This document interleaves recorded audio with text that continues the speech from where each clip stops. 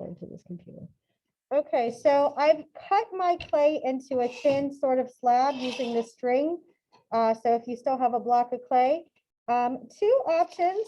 One option is what we did in the fall, where you take some newspaper and you lay it flat, and you can use a spray can or a water bottle and roll this into a thinner slab. If you're going to roll it, you want this to be rolled to the thickness of your cell phone, or Mr. Waller says the edge of your little part of your pinky, which is about 1/4 of an inch. So I'm going to go ahead and roll it. Another option that he did was to use the palm of your hand and basically pound it a little bit flatter.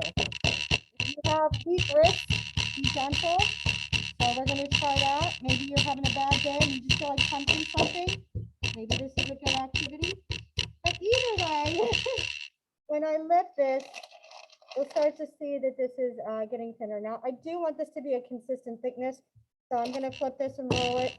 But whatever works for you, I'm going to just do the whole process, and then you guys are going to get to work. So after this, I'm going to take my cookie cutter. I have the letter J here. Or if you don't have a cookie cutter, use a lid of some sort. And I want to cut out 10 shapes. Now this one here is, if I push this through, this is probably good. It's a little thick, but I can pinch it up later. So I'm going to go ahead and watch how I rotate to get more out of this. This is like a cookie cutting trick, is if I want to get as many cookies out without having to re-roll this, I can do this. So let me just cut these out. I'm going to do one with the bottle cap just to show you how a bottle cap would work. If I twist that in there and then pull that away. Now, again, I'm working on newspaper. If you're working in your bedroom or even your kitchen, you don't want your parents to go crazy if you get clay on your counter, then just go ahead and do that. So I'm only going to do 5 just so that my demo video is not forever.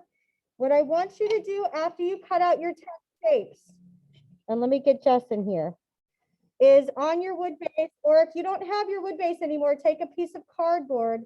You're going to stack these on top of each other. But if I stack them on top like this, they're just going to stick together. So I have a bowl of water here and a paper towel. I'm going to wet this. And this is just to prevent my clay from drying out, because I know we all had that issue. I'm going to squeeze out that paper towel, get all that extra water out. So it's a damp paper towel. And what I'm going to do to prevent my clay from sticking to my wood base, I'd rather it stick to a damp paper towel. I'm going to lay that on top. Then I'm going to flip it over. It's like making burgers. If you've ever made hamburgers and you layer your burger meat between with parchment paper, I'm just using a damp paper towel for 2 reasons. This way my clay does not dry out. And also my clay won't stick to each other. And it makes storage neater. If I have 10 shapes, I don't need the amount of space that I rolled out here. So you can see like that. Now, after I do this with all 10 shapes, I'm going to get a piece of plastic. Sorry.